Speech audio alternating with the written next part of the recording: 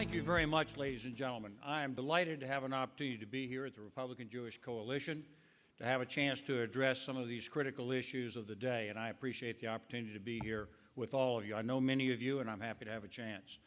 I actually, in preparation for this very significant meeting today, I did a little looking at the internet, and it turns out there was a fellow named Ron Campius who wrote a little article in the Jewish Telegraphic Agency, and he said that there were 9 questions that the Republican candidates should be prepared to address, and one of them was Gilmore and Pataki, really? You know, but he also said that we had to come here today to pass the Kiska test. The Kiska test. Kishka. Well, I didn't know what that was. I didn't know what that was, so I looked it up, and the definition is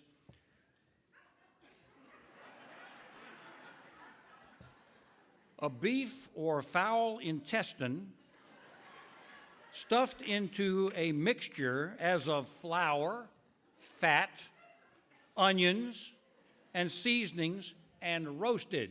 And I thought, that's the Republican campaign for the nomination. Yeah, that's right. That's what it is.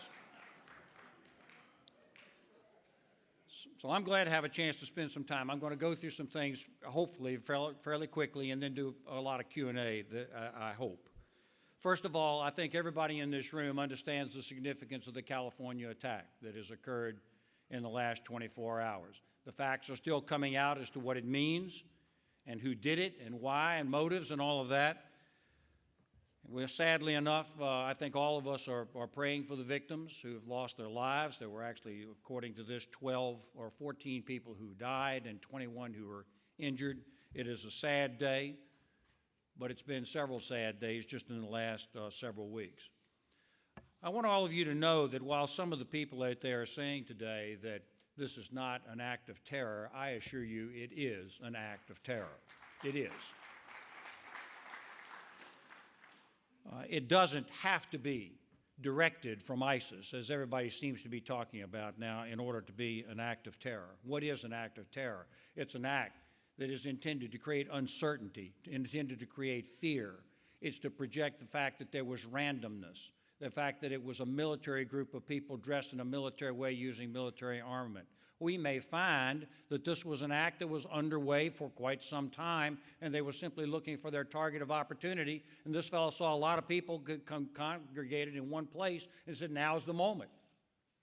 Maybe that is what occurred. Doesn't matter. What has happened here is that this is an act which is intended to create the most possible violence and to create uncertainty in the community, so everyone today in America, and indeed across the world, says it could happen to me today. That's an act of terrorism. Do not assume, as many people are saying, that we've got this thing called ISIS, which they say is a state. This is not a state. This is a criminal gang of brutal, violent people just happen to be there in the Middle East who must be stopped.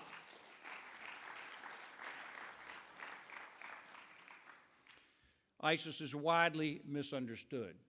The danger is that ISIS merely represents a worldwide line of thinking that is dangerous, an ideology, which we call radical Islamism. We have to call it by its name. It's what it is. Now, there are many people in the Muslim faith across the world that don't believe in this form of Muslim radicalism. They don't believe in that. We've seen, as a matter of fact, a statement out of the President of Egypt who has said there needs to be a reform of the Muslim faith. We have seen statements out of Indonesia just in the last several days that have said that there has to be a reform, a reformation in the Muslim faith.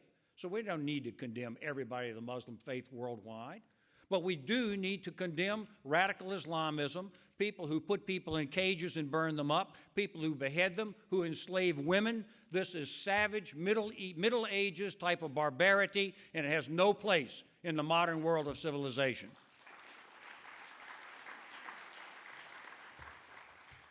Ladies and gentlemen, we live in a time of great upheaval now and change.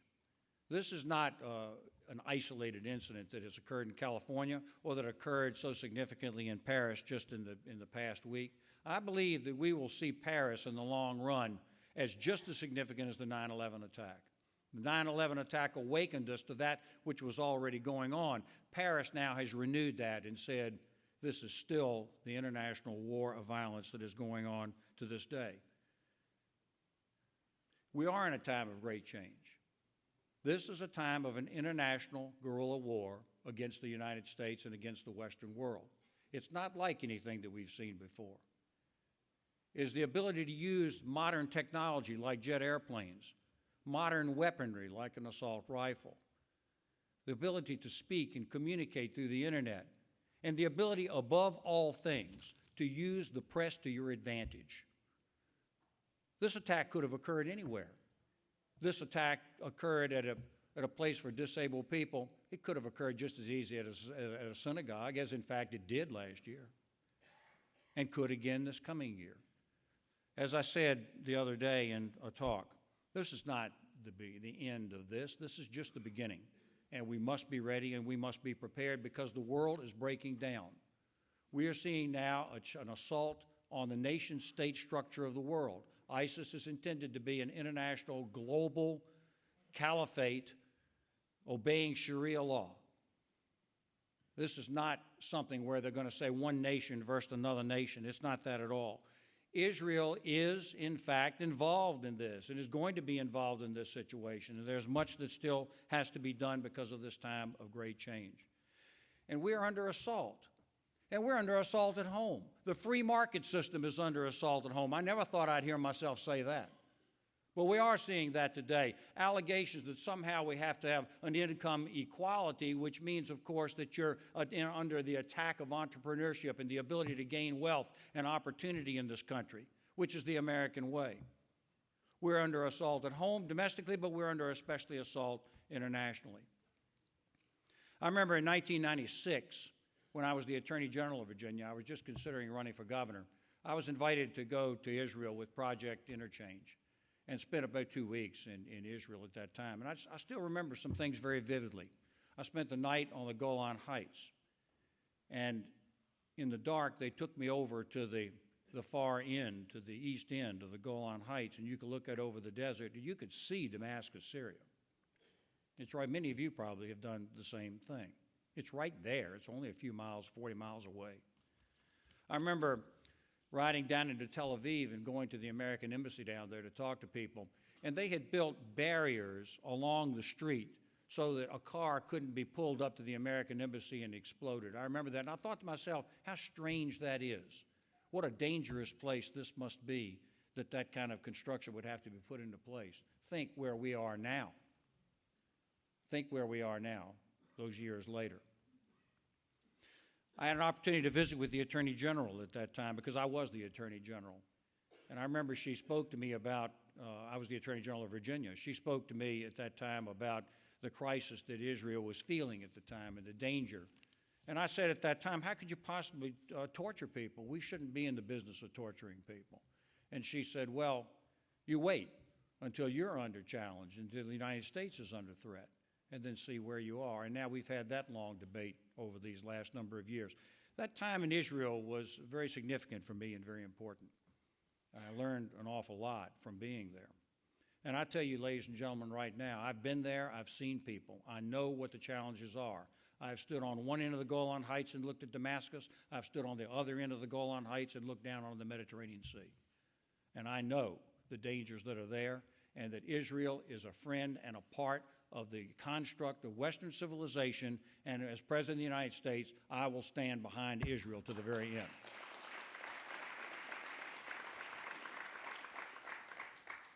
Now, let me just tell you a few things here about my credentials, because I think you need to know them, because this is a time of great challenge. Not only was I an elected prosecutor and attorney general and governor of the state of Virginia, but I want you to understand that it's not just a matter of being a former governor or a current governor that offers as a president of the United States.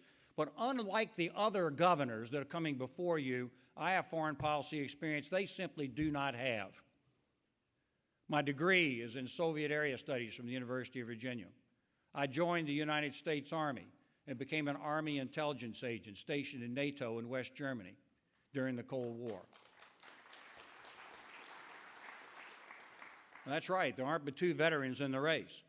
And Lindsey Graham was an Air Force lawyer. Now, I got no problem with lawyers. I have no problem with lawyers. I am a lawyer. But I am the one who was stationed overseas and in support of our military mission at a time of the Cold War, and I understand that experience. I studied terrorism law at the University of Virginia Law School. I chaired and was asked to chair and chaired the National Commission on Terrorism, Homeland Security, and Weapons of Mass Destruction for the United States of America. I was called on to do that as governor of Virginia. And the commission that was put together was police, fire, rescue, emergency services, intelligence people, military people, highly professional, not grandstanding, not playing games with America's security. And after the first year, we issued a report, that was in 1999, and we said the threat is serious and we are going to have an attack here in the United States. And we have to be prepared for it and to do something about it. And it was ignored.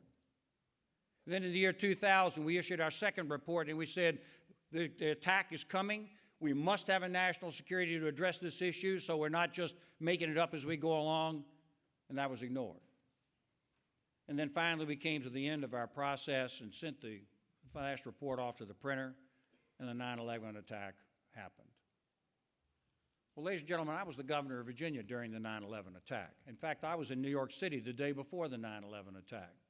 And I got back to Virginia, and I was in the governor's mansion, and I turned the television on that morning, and the First World Trade Center was on fire. And I said, Roxanne, come around here and look at this. Some fool has flown an airplane into the World Trade Center, lost control of an airplane, flown into the World Trade Center. And she and I sat there and watched as the second plane went into the second tower. And then I knew we were under attack. I've been studying it and reporting on it for 3 years. And at that time, I did what was necessary. I activated the Emergency Operations Center. I notified the National Guard to be on alert. I notified the state police if there was evidence of gunplay anywhere in the state of Virginia that the Emergency Operations Center, where I would be, needed to be notified as soon as I could get there. In other words, I became, at that moment, a war governor. I addressed the people of Virginia about the crisis. I went to the Pentagon and saw it on fire, where it stayed on fire for over a week, and supported the police, fire, and rescue as they responded. I went to the hospital and talked to the people who were burned and damaged as a result of that. I was a war governor that day. I've had that experience. The National Terrorism Commission went on 2 more years. Ours is the Bible of Homeland Security and anti-terrorism for the United States. The 9/11 experience, the veterans experience, the other candidates for president, ladies and gentlemen, do not have that experience in a time of crisis. Oh, it's the right topic, all right, but often the wrong candidate. I am the right candidate to keep us safe in this time of crisis here in the United States of America. Oh, thank you. Folks, you may have noticed that I have been excluded from some of these debates. I was in the first debate, but I've been excluded from some of the others. Have anybody here ever been excluded from anything? It's okay. You pick yourself up and you keep going. But I say to you right now, I may be excluded and may be an outsider, but ladies and gentlemen, in this time of crisis, I am no amateur. And I say to you now, as members of the Republican Jewish Coalition, in a time of international crisis, this is no time to put an amateur in the White House. I tell you that.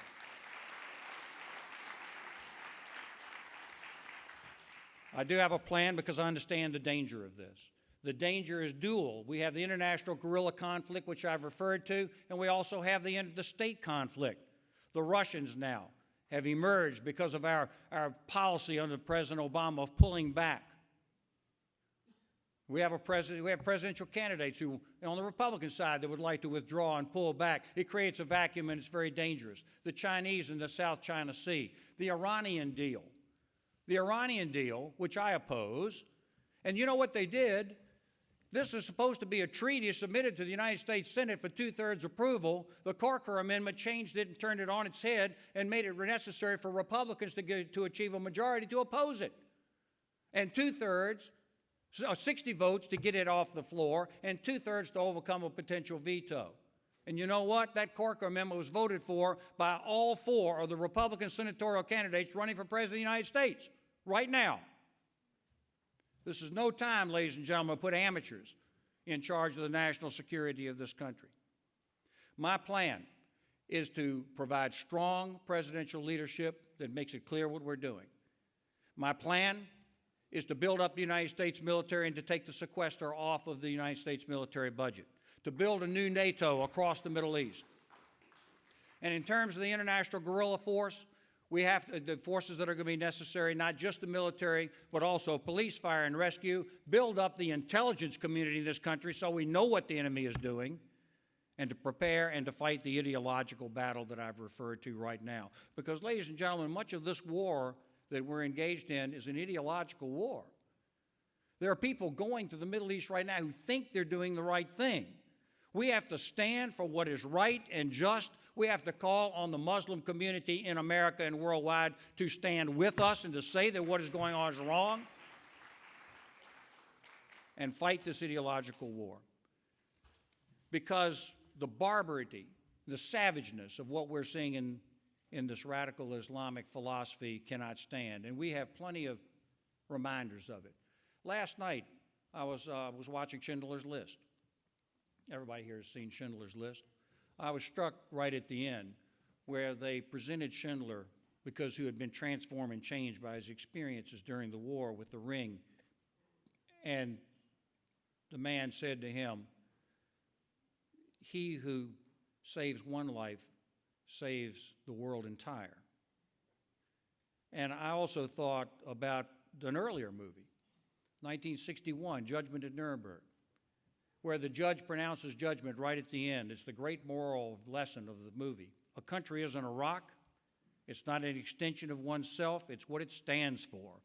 It's what it stands for when standing for something is most difficult. This is what we stand for: justice, truth, and the value of a single human being. And that's true not simply for our Jewish community, but for all of mankind in the face of this threat. And I tell you now, I ask for your support. If you elect me your president, you'll be getting someone who has genuine experience, real leadership, and a commitment to the safety and security of not only our country, but all of Western civilization. Thank you for the chance to be here. Thank you.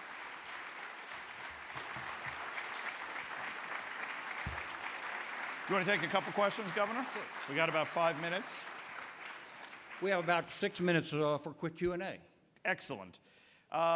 If you can, would you, as president, be willing to move the embassy from Tel Aviv to Jerusalem? Certainly. If that is what the government of Israel would prefer to do, then I think, Frank, that's a decision for the state of Israel. But I believe that it could be supported by the United States. Why shouldn't it be? And what do you see as the state of the peace process now, or lack thereof, between the Israelis and the Palestinians? Well, I've done a lot of reading on it, as a matter of fact, and I think that Israel is in a bit of a jam, as we all know. The state of it is this: Israel is confronted with two choices, neither of which are good.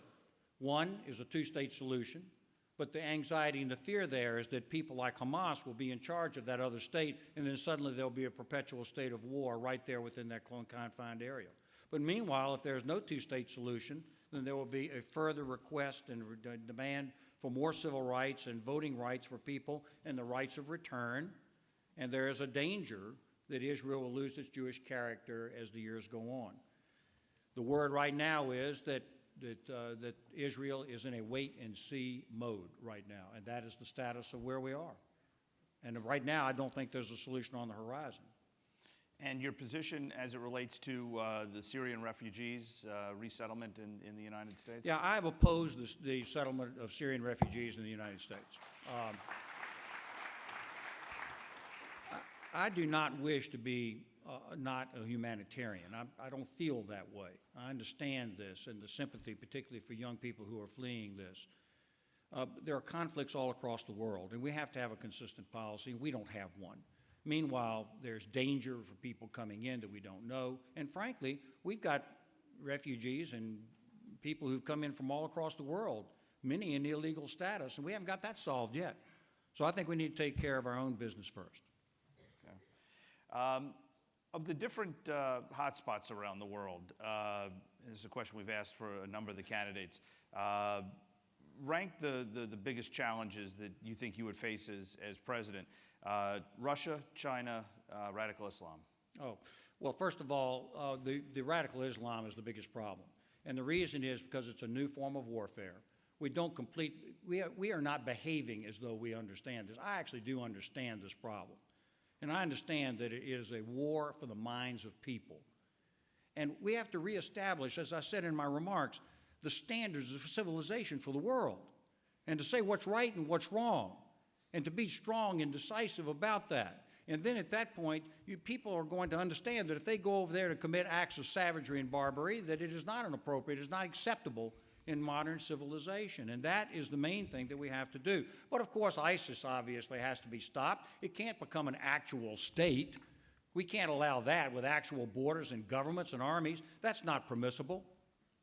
So I believe that we can form an international coalition to do something about that. I'm the candidate who's called for the new establishment of a Middle Eastern NATO. And I believe Israel can play a part in such a Middle East NATO, so we can begin to provide real American leadership in the Middle East and provide some stability, because, ladies and gentlemen, the world is on fire. The world is on fire. Only American leadership can provide the opportunity for bringing some stability before it's too late. Great. Pivot with one last question to a domestic question, and I am still very appreciative of you repealing my personal property tax. On cars. On my cars, so thank you. But as president... Oh, there are some Virginians here, I see, okay. As president, how will you go about dealing with the debt issue and addressing the entitlement issue? Well, first of all, just so that you all are aware of that, I was swept into the governor's office in Virginia by promising to cut the car tax in Virginia, to reduce the car tax. And we did that. It was for regular working people, in order to help regular people out there who are being taxed on their ability to transport themselves around. Why is that important? Well, not only did it help people, but it's important to you because you got a candidate in front of you who actually does what he says he's going to do. I think that matters. That's what I think. Now, the answer is this. The policy that I would follow is one, basically, is one of growth of the United States economy. This is what I think. I believe we can control the spending on the entitlement programs, because right now they're out of control. We don't have standards in place that don't magnify and balloon up the spending. So that has to be put into control. But the big flaw that we're seeing today is we have a deliberate slow growth policy in this country. We have a bad policy of very slow growth. We need to grow the economy, create that gap, and then we're in a position to deal with some of these kinds of debt issues. The issue of the economy, I have 35 seconds left, very significant. Right now, we have seen more regulation attached to business than we've ever seen before. We have Dodd-Frank, which is crushing community banks. We have tax programs which have increased taxes on entrepreneurship and growth of businesses, taxes on investment, taxes on the proceeds of business. These are a philosophical discouragement based upon an alien, strange ideology offered by the Democratic Party. It must be reversed, and I have a specific plan to do it, a tax cut program that will in fact build up this economy, get growth back to not only its historic levels, but beyond that, and create the opportunity for people who are working to have security in their jobs, and for young people to get their careers started. I will not have a lost generation of college students not able to get careers started and to find employment. The Gilmore administration will vigorously build up the economy, use that to help protect our nation and to provide international leadership. Thank you very much. Governor, thank you so much.